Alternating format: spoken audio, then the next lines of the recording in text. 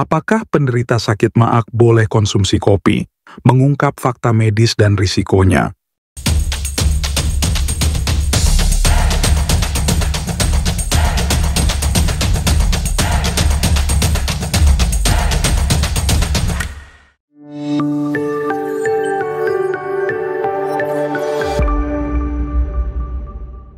Halo semuanya, selamat datang kembali di Dr. Firi TV, channel kesehatan yang penuh dengan fakta-fakta menarik.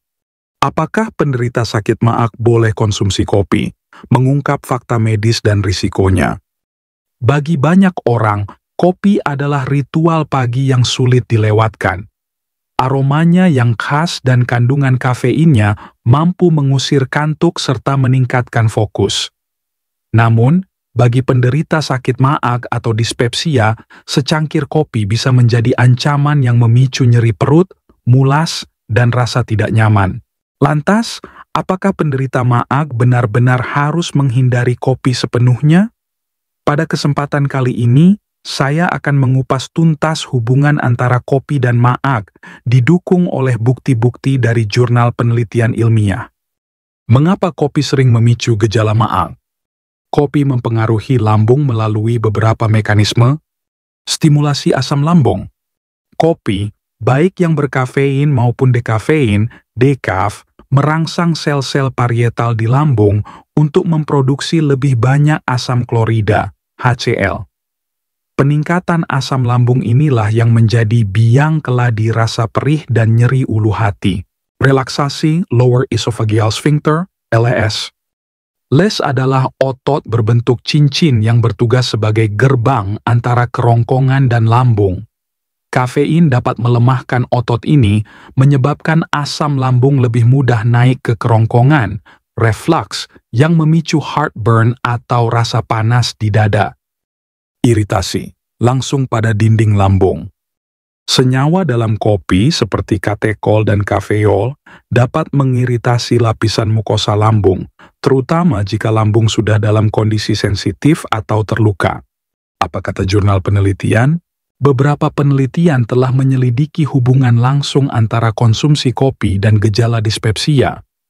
Kopi meningkatkan sekresi asam lambung.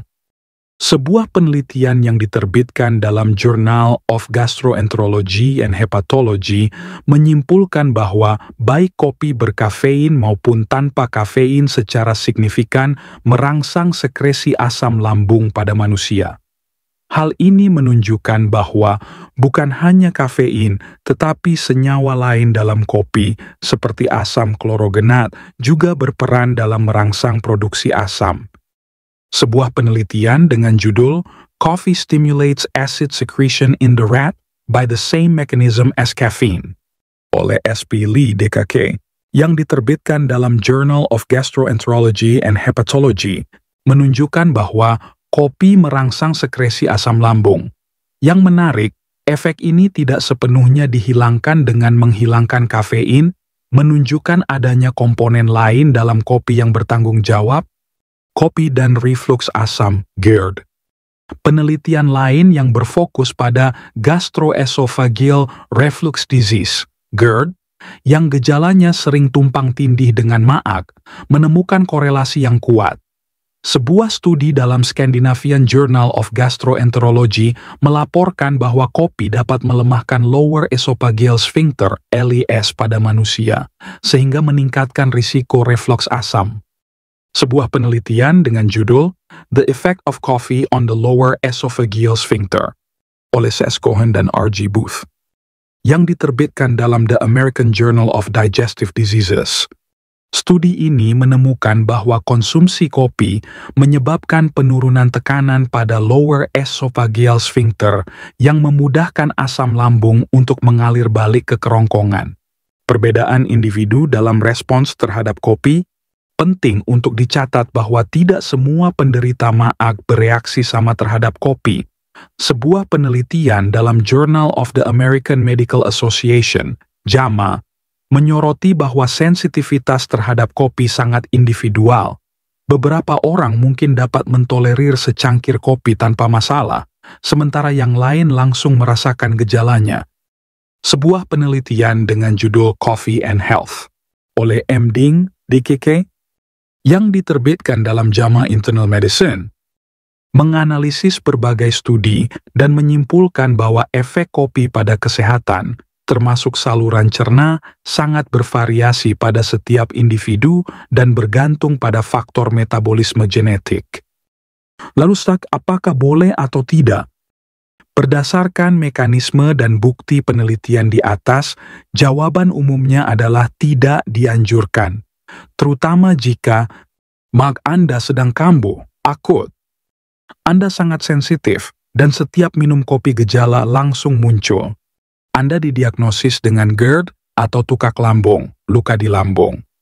Namun, jika maag Anda dalam kondisi terkontrol dan Anda sangat ingin minum kopi, ada beberapa strategi untuk meminimalkan risikonya. Pilih kopi decaf, decaffeinated. Meski tetap merangsang asam, intensitasnya mungkin lebih rendah tanpa kafein. Konsumsi dengan makanan. Jangan pernah minum kopi dalam keadaan perut kosong. Minumlah setelah atau di sela-sela makan. Makanan akan bertindak sebagai penyangga yang mengurangi iritasi langsung pada lambung. Batasilah porsinya. Satu cangkir kecil, 100-150 ml, biasanya lebih bisa ditolerir daripada satu mug besar. Pilih jenis kopi yang kurang asam. Kopi cold brew sering dilaporkan memiliki tingkat keasaman pH yang lebih tinggi, kurang asam dibanding kopi panas.